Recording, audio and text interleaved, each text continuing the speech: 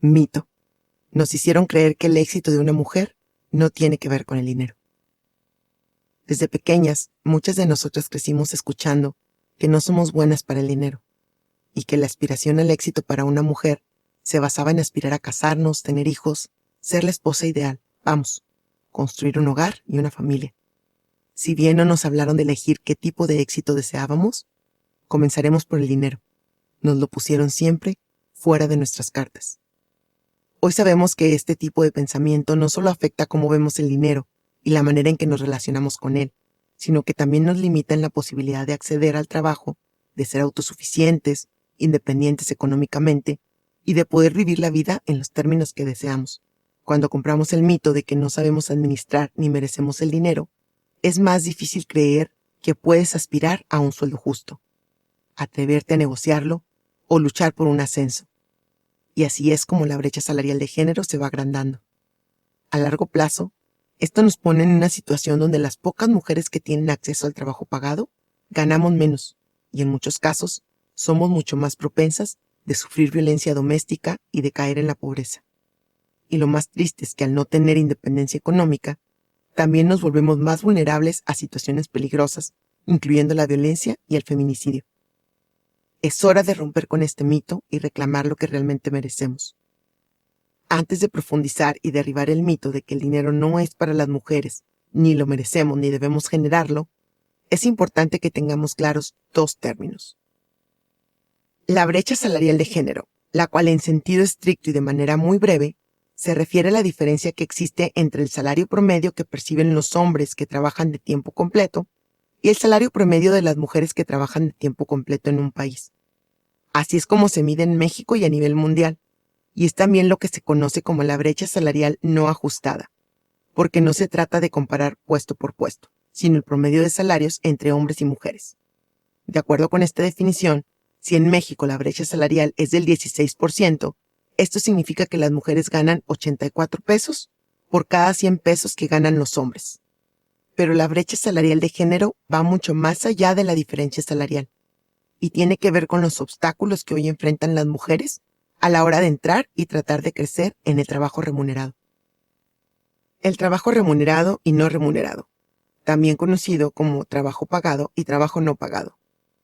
El trabajo remunerado se refiere al trabajo que las personas realizan dentro de la economía, el trabajo que realizan y a cambio del cual se les otorga un salario. Por su parte, el trabajo no remunerado, como su nombre lo dice, es aquel que se realiza en la casa o para la casa y la familia, por el que no se recibe remuneración alguna. Este trabajo se divide en doméstico, todo lo que tiene que ver con la administración del hogar, cocinar, comprar los alimentos, lavar la ropa, limpiar la casa, etc.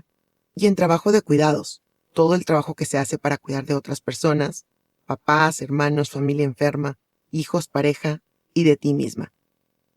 El que existe esta división del trabajo remunerado y no remunerado es un sinsentido hoy en día, pues hoy no solo se puede medir cuánto vale el trabajo no remunerado, cuya mayor parte llevamos a cabo las mujeres, sino que ya se hace, y tan solo en 2022 el valor económico del trabajo no remunerado fue el equivalente al 24.3% del Producto Interno Bruto Nacional. Y si estos números no les dicen nada, basta decir que el valor del trabajo no remunerado que se llevó a cabo en 2022 fue superior a lo que produjeron el sector de la industria manufacturera, 21.5%, el comercio, 19.6%, y los servicios educativos, 3.4%. Tan valioso, y aún así, la mayoría de las mujeres lo hacemos sin recibir retribución alguna a cambio. Historias y estereotipos que marcaron mis creencias al respecto del éxito y el dinero. Me dice mi amiga Eva. Yo crecí con mi abuelita. Ella administraba el dinero que llegaba a la casa, compraba la despensa, pagaba los recibos, pero rara vez se compraba algo para ella.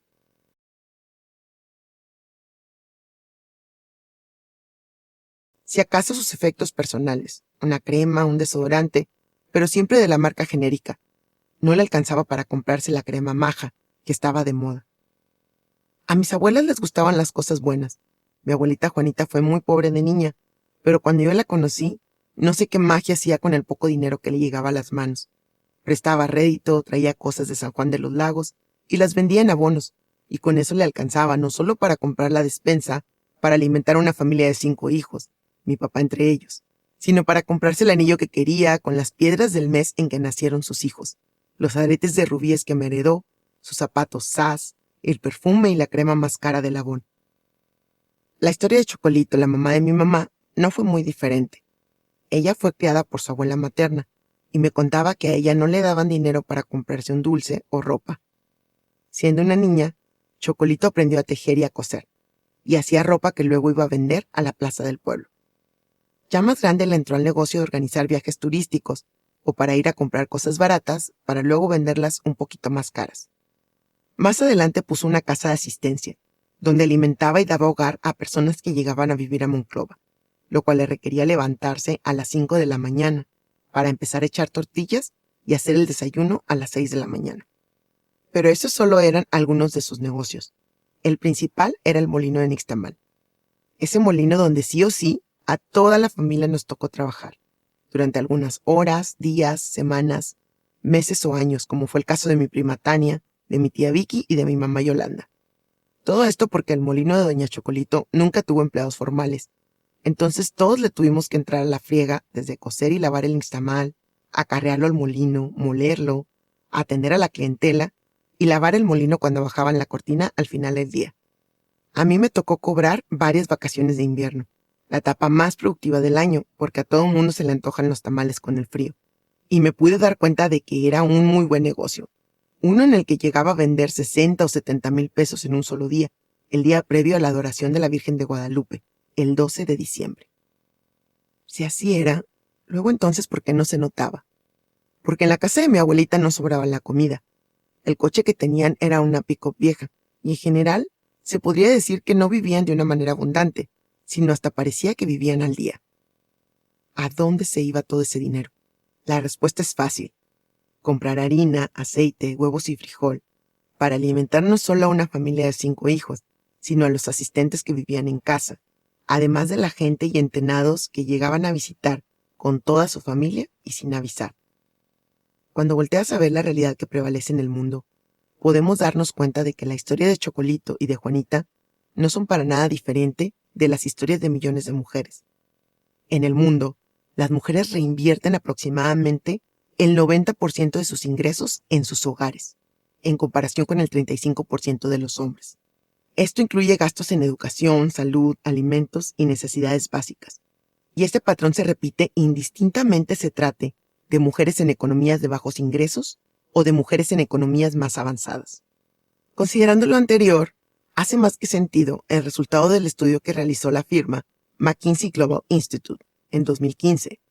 El poder de la paridad, cómo promover la igualdad de las mujeres, puede añadir $12 billones al crecimiento mundial, en el cual se hace énfasis en el impacto económico que conlleva la falta de paridad entre hombres y mujeres, así como en el beneficio económico que podría darse de solucionarse dicha falta de paridad. De acuerdo con este estudio, un escenario de mejora en la región, en el que todos los países igualen la tasa de mejora del país que mejore más rápido en su región, podría añadir hasta $12 billones o el 11% al Producto Interno Bruto anual en 2025. En un escenario de pleno potencial en el que las mujeres desempeñan un papel idéntico al de los hombres en los mercados laborales, se podrían agregar hasta $28 billones o el 26% al Producto Interno Bruto anual mundial para 2025. En otras palabras, el hecho de que las mujeres puedan tener la misma participación que tienen los hombres en el trabajo pagado generaría un impacto equivalente a más del 26% del Producto Interno Bruto nacional anual. Es decir, se produciría un 26% más de lo que hoy se produce en nuestro país anualmente. Recordemos que actualmente en México apenas tienen acceso al trabajo pagado 46 de cada 100 mujeres contra 76 de cada 100 hombres.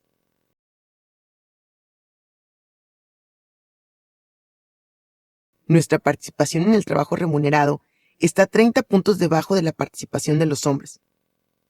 Imagínate por un segundo que la participación de las mujeres en el trabajo fuera la misma que la de los hombres. ¿Cuánto dinero más habría en la casa? ¿Cuántos hijos podrían ir a la universidad con ese dinero? ¿Cómo mejoraría la atención de la salud en el hogar si hubiera cómo pagarla? ¿Cómo mejoraría tu salud si no tuvieras que preocuparte por cuánto te va a cobrar la consulta el especialista?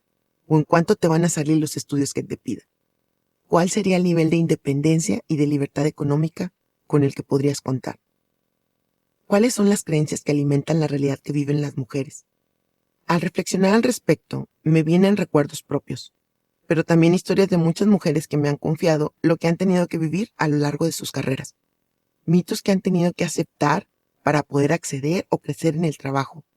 Comentarios, juicios, opiniones que insisten en regresar a las mujeres al espacio que en teoría nos corresponde, el espacio de la casa, de los hijos, el mundo de lo privado.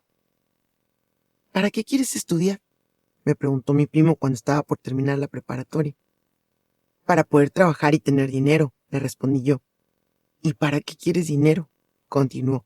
Si al final te vas a casar y a ti te van a mantener. ¿Cuántas veces escuchamos o hasta fuimos los mismos que respondimos esto? ¿En qué trabaja tu mamá? No, ella no trabaja. Ella se dedica al hogar. ¡Sas! ¿Cuántas veces escuchamos o hasta fuimos los mismos que respondimos esto? Sin saber que dedicarte al hogar es el trabajo más difícil, arduo y el más malagradecido que existe. Para tu edad ganas muy bien, le dijeron a Luciana, al negociar la oferta de ascenso en su trabajo, ante lo cual respondió, pero aún así la oferta que me hacen es inferior a lo que ganan actualmente quienes serán mis pares.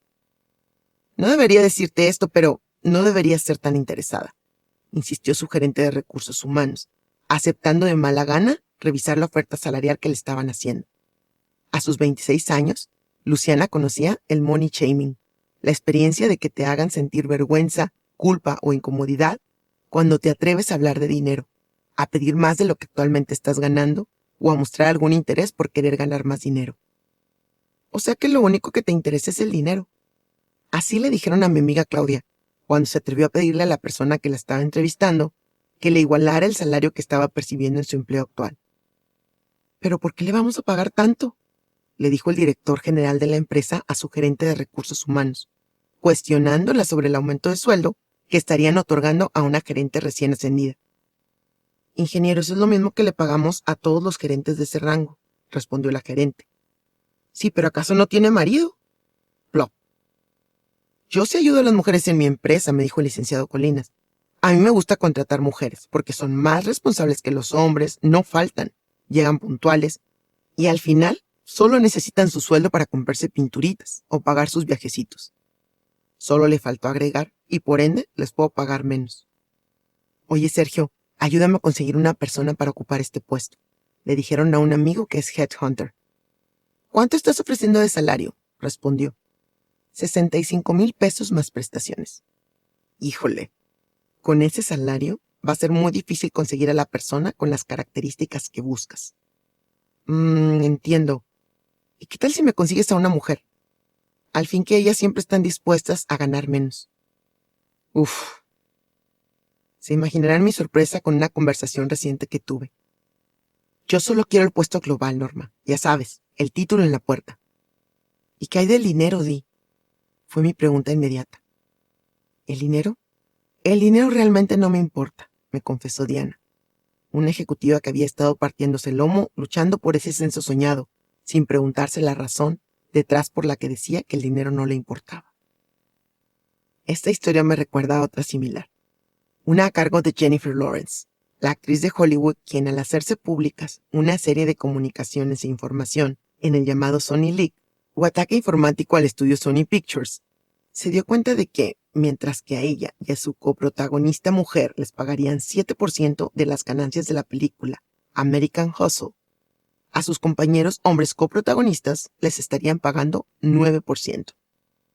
Jennifer más tarde reconocería en un artículo para la página Lenny Letter, titulado ¿Por qué gano menos que mis compañeros hombres?, lo siguiente.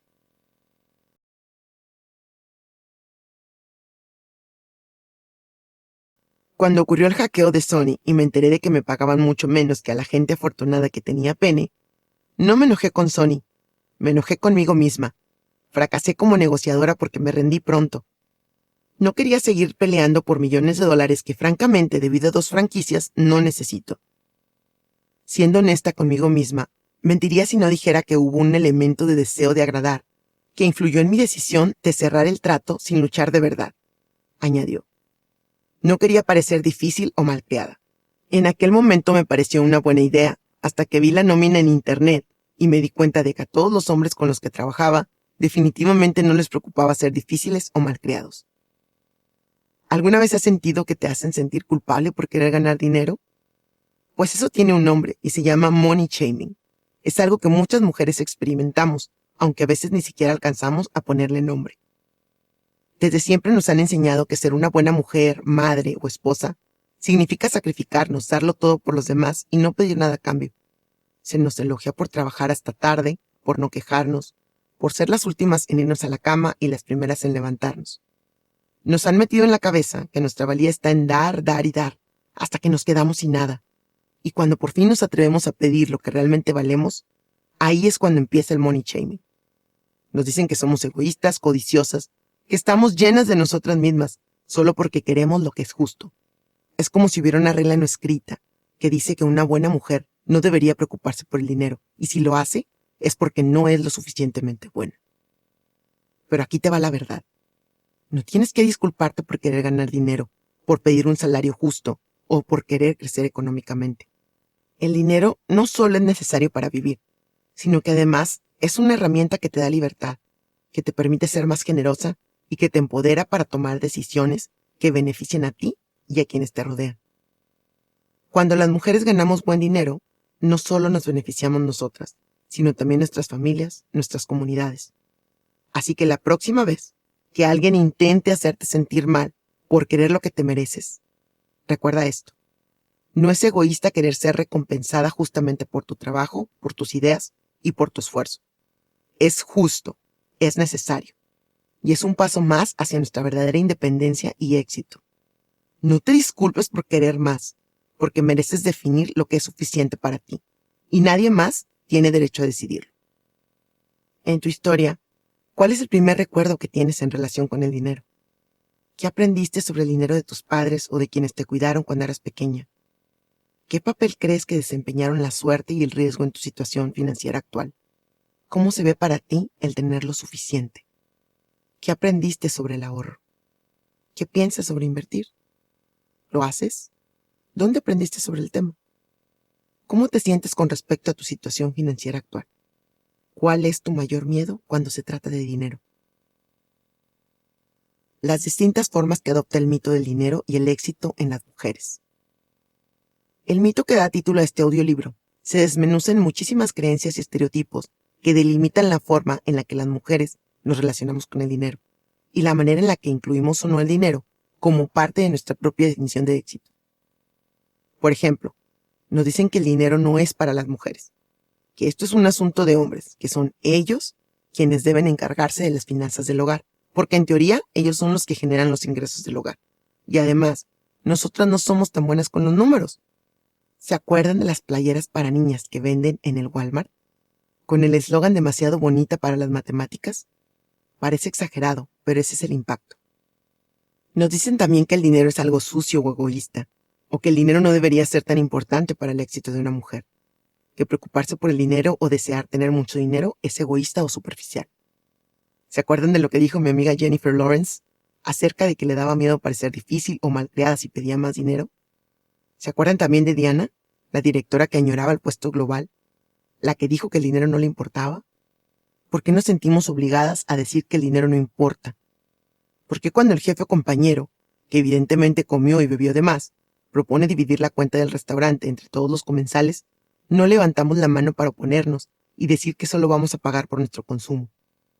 ¿Cuántas veces, al preparar una propuesta para algún cliente, me debato entre cobrarle lo que considero que vale mi trabajo o cobrarle menos, porque se me hace que es mucho?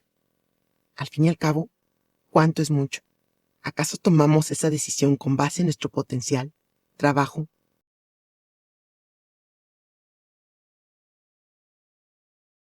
o en cómo nos percibirán según lo que cobremos? ¿Te has fijado que al ir a hacer las compras de la casa o de los hijos, no la piensas para comprarles el cereal que les gusta, los zapatos buenos o la mochila que sabes que les va a durar el año completo y que por ello es mucho más cara? En cambio, si se trata de comprarte ropa interior, ¿buscas siempre la más barata?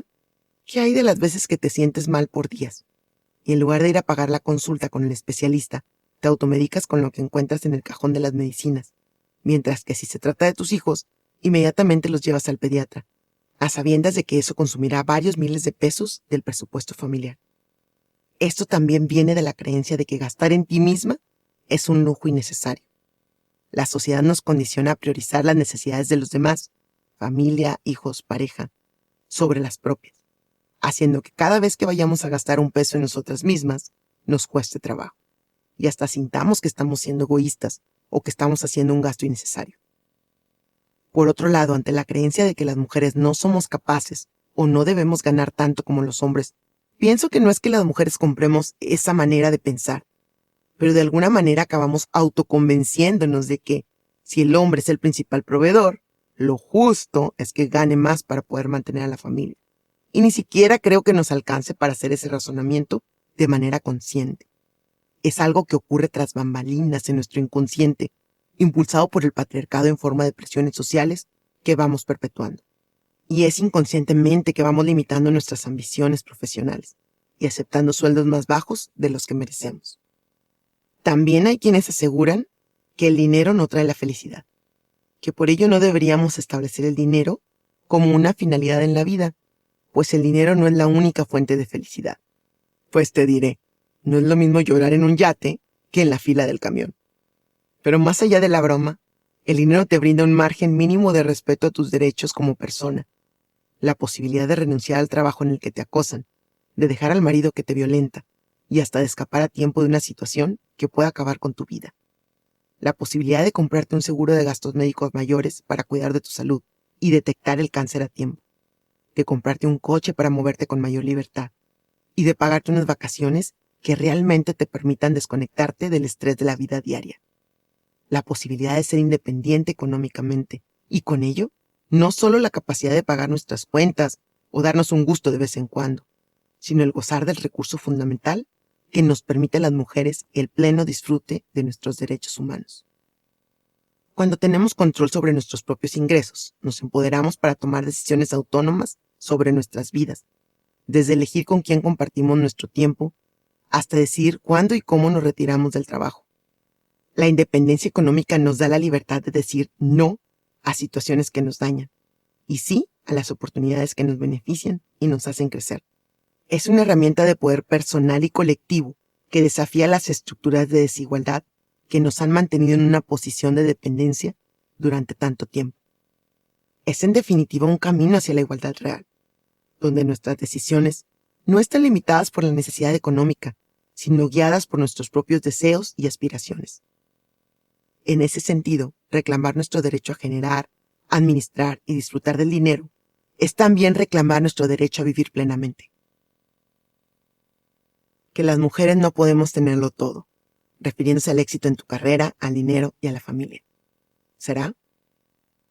La primera vez que escuché esta frase fue cuando ya era mamá de Héctor Daniel, cuando leí el artículo escrito por Anne-Marie Slaughter, académica y directora de planeación de políticas en el Departamento de Estado de los Estados Unidos, en los tiempos en los que Hillary Clinton dirigía esta dependencia. Anne-Marie Slaughter escribió en 2012, año en el que nació mi primogénito, un artículo titulado Why Women Can't Still Have It All. En español, ¿por qué las mujeres todavía no pueden tenerlo todo?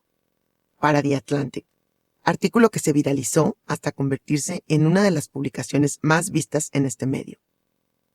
Luego de 2 años de desempeñar dicho puesto, para el cual tenía que viajar entre Washington, D.C., lugar en el que se encontraba su trabajo, y Princeton, New Jersey, lugar en el que vivían su esposo y sus hijos, cada semana, se vio obligada a dejar su empleo debido a que era demasiado difícil para ella el continuar desempeñando dicho trabajo y ser el tipo de mamá que quería ser para sus hijos. En su libro Unfinished Business, Women, Men, Work, Family, Anne-Marie Slaughter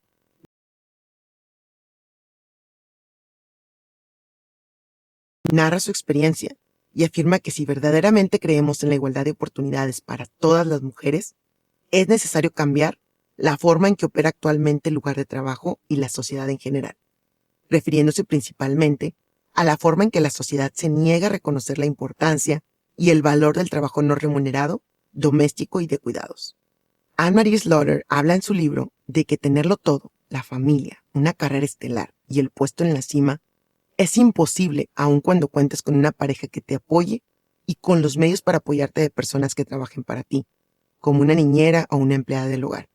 Mientras que coincido con que el lugar de trabajo tiene que cambiar y hacerse más flexible para dar espacio a la vida y a los cuidados, sean estos dedicados a tus hijos, a tu pareja, a tus padres o a ti misma, es la definición del todo la que se queda por demás corta, pues está muy orientada a una concepción única del éxito como personas.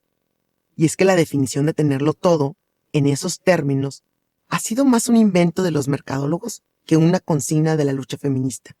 Un invento que ha dejado a las mujeres sintiéndose como si fueran ellas las que han fallado al no lograr tenerlo todo. Cuando Gloria Steinem habla del feminismo, nos dice que nunca se trató de que las mujeres obtuviéramos un pedazo más grande de pastel, sino de hornear un pastel completamente diferente. Hoy el tenerlo todo, el serlo todo, no significa otra cosa que hacerlo todo por nosotras mismas. Y eso es absolutamente inalcanzable. Las mujeres podemos tenerlo todo, sí, pero antes tenemos que dar un paso atrás y atrevernos a redefinir lo que ese todo significa para cada una de nosotras, haciendo a un lado las expectativas sociales fundamentadas en estereotipos y creencias que hoy de plano ya no nos sirven. Y esa redefinición puede incluir o no casarse, tener hijos, o decidir vivir la vida con hijos peludos en lugar de hijos humanos, o con ningún hijo, si así te place. Hay una gran distancia en tenerlo todo en términos sociales y exigencias hacia la mujer según un entorno patriarcal, a tener lo que a mí me satisface con mis recursos, con mis metas, con mi ideal de éxito propio. ¿Qué me nutre? ¿Qué me llena? ¿Qué me satisface? Y sí, para construir nuestra propia definición del todo, también necesitamos el dinero. Hoy les debemos a nuestras hijas, a las generaciones que vienen detrás de nosotras, una definición de éxito que simplemente las deje ser lo que ellas quieran ser. ¿Con cuánta frecuencia hablas de dinero con otras personas? ¿Sabes cuánto gana tu pareja? ¿Cuánto gana tu papá, tu hermana, tu hermano, tu compañero de al lado? ¿Sabes cuánto ganan tus mejores amigas? ¿Tu jefe? No te sientas mal si no pudiste responder positivamente a la mayoría de estas preguntas. La realidad es que hemos sido precondicionadas a pensar que hablar de dinero es de mal gusto o inapropiado para las mujeres. Se considera tabú hablar de salarios. Y algunas empresas hasta te lo prohíben en sus contratos. ¿Cómo es posible que veamos mal que alguien nos pregunte cuánto ganamos? O que seamos nosotras mismas quienes hagamos esa pregunta, pero que lo veamos totalmente aceptable cuando quien nos lo pregunta sea el que nos entrevista para un puesto de trabajo? De verdad que estamos mal. El no hablar de salarios, el no hablar de dinero, solamente opera en contra de nosotras mismas, pues nos privamos de hacer uso del mayor invento milenario que ha logrado avanzar la comunicación y crear movimientos para la defensa de los derechos de las mujeres: el chisme. Y es que en su origen, el chisme nació como una forma positiva de comunicación entre mujeres, un medio para fortalecer sus lazos y apoyarse mutuamente, especialmente en situaciones tan difíciles como el parto. Sin embargo, con el tiempo, el patriarcado distorsionó y estigmatizó esta práctica, retratándola como un comportamiento trivial y malicioso propio de las mujeres. Esta estrategia para nada fue un accidente, sino una herramienta deliberada para castigar las conversaciones entre mujeres, mermando su capacidad de organización y de resistir contra la opresión. El objetivo era claro: mantener a las mujeres desinformadas, aisladas y sin poder, silenciando cualquier posibilidad de que se unieran para exigir sus derechos. La estigmatización del chisme por parte de los hombres fue tan extrema que se llegó a asociar con la brujería. Las llamadas brujas de la Edad Media solo eran mujeres con conocimientos, nos dice la filósofa feminista mexicana Norma Blázquez Graf, autora de El retorno de las brujas. Conocimientos, aportaciones y críticas de las mujeres a la ciencia.